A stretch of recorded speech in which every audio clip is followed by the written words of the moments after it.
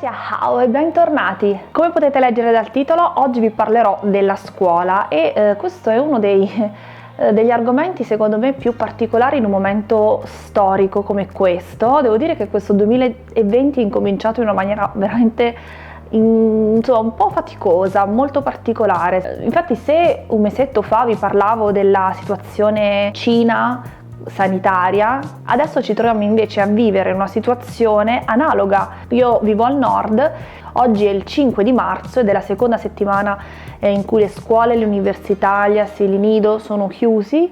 Vi dico, è pesante, è pesantissimo. Ci sarà anche la settimana prossima di chiusura, si dovrà ricominciare a lavorare normalmente il 15 di marzo, ma pare che la cosa andrà a prolungarsi, non si sa. A parte questa introduzione, voglio parlarvi della situazione scolastica, non in questo momento specifico storico, perché comunque è analoga. In Cina è tutto chiuso, si stanno piano piano adesso forse riaprendo le attività commerciali, si sta insomma uscendo un attimino dal guscio, però quello di cui voglio parlare sono proprio le differenze tra scuola italiana e scuola cinese, perché ci sono tante differenze. Altra super premessa: dovete immaginare che la Cina è gigantesca, è enorme, grande come l'Europa, quindi non in tutte le scuole si fa quello che vi sto per dire, quindi magari in alcune scuole si entra in un altro orario, in altre scuole si esce ad un altro orario. Chiaramente non vi andrò a specificare caso per caso. Gli anni totali di scuola in Cina sono 9, in Italia invece sono 13, suddivisi in 6 anni di elementari, 3 anni di medie e 3 anni di superiori. Sappiamo bene invece che in Italia sono 5 anni delle elementari, 3 anni di medie e 5 anni delle superiori. Sia noi che i cinesi il mondo della scuola inizia all'età di 6 anni. Il sabato è un giorno in cui non tutti vanno a scuola, ci sono alcune scuole in cui si fa lezione anche il sabato. In alcune scuole superiori bisogna prepararsi bene per gli esami, soprattutto quello di fine anno, per poi entrare all'università, e quindi viene richiesto agli alunni di andare a scuola anche il sabato mattina. Addirittura in alcune scuole si va anche la domenica, ma soprattutto quando bisogna recuperare le ferie, cioè le ferie, più che ferie, i giorni di festa. Questa cosa non so se accade in tutta quanta la Cina, però appunto una ragazza mi ha detto che le festività vengono recuperate la domenica. L'inizio delle lezioni in Cina va dalle ore 6:30 alle ore 8 la mattina, e invece l'orario pomeridiano incomincia dalle ore 12 alle ore 14, chiaramente se in quella scuola vige questo tipo di orario. Invece le lezioni finiscono in Italia, appunto come vi ho detto prima, verso l'1-1:30. Invece in Cina alle elementari alle ore 15, alle medie alle ore 18 e alle superiori possono anche arrivare fino alle 21 o alle 22.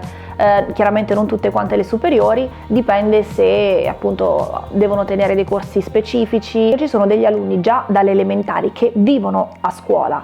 Avevo infatti una delle mie compagne appunto dell'università che lei iniziava le lezioni alle 6:30, però dormiva lì a scuola già da piccolissima, perché dovete pensare che comunque la Cina, essendo molto grande, ci sono delle zone rurali e per i genitori spostarsi ogni giorno per portare i figli a scuola diventa veramente molto faticoso, molto complicato, e si rischia appunto di non mandare mai i figli a scuola. Molte volte le lezioni in Cina incominciano con un risveglio muscolare, si dedica del tempo all'attività fisica. Tra l'altro proprio una di voi, una ragazza che ha studiato in Cina, italiana, mi ha raccontato che alle scuole superiori 1 ora alla settimana si dava spazio all'attività militare, quindi agli esercizi militari, alla formazione militare. Ed era una cosa veramente stranissima, perché poi si doveva tornare in classe seguendo la marcia militare. I ragazzi nelle classi parlano solo se interpellati, e infatti le domande sono anche molto sporadiche, le classi sono comunque molto numerose.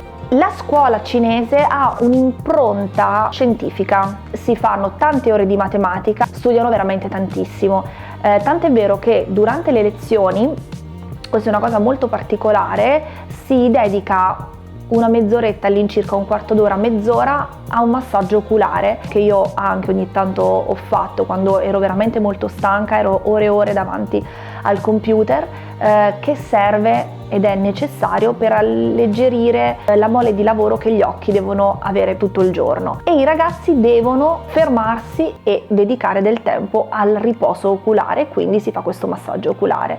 Questo già vi fa capire anche quanto studino i ragazzi cinesi, ed effettivamente anche per questo che non ci dobbiamo neanche stupire del fatto che quando vengono qui in Italia, io chiaramente parlo per i miei compagni dell'università con i quali ho studiato, e anche gli amici che ho conosciuto dopo l'università, con i quali mi sento tuttora, che vivono ancora in Italia e stanno studiando qui in Italia, che nell'arco di una manciata di settimane imparano l'italiano perfettamente. Si vede che c'è tanto impegno, ma soprattutto molti di loro hanno il metodo che appunto viene insegnato a scuola. Un'altra particolarità è che nelle scuole si indossa la divisa. Un ragazzo appunto mi ha detto che ci sono due tipologie di divise, c'è la divisa quella sportiva e poi c'è la divisa da tenere in classe. Un'altra cosa che veramente la trovo stupenda è la campanella. Infatti in Cina non hanno la solita campanella, la loro è una melodia che ricorda una sigla di qualche serie romantica cinese. Ce l'ho e ve la faccio sentire.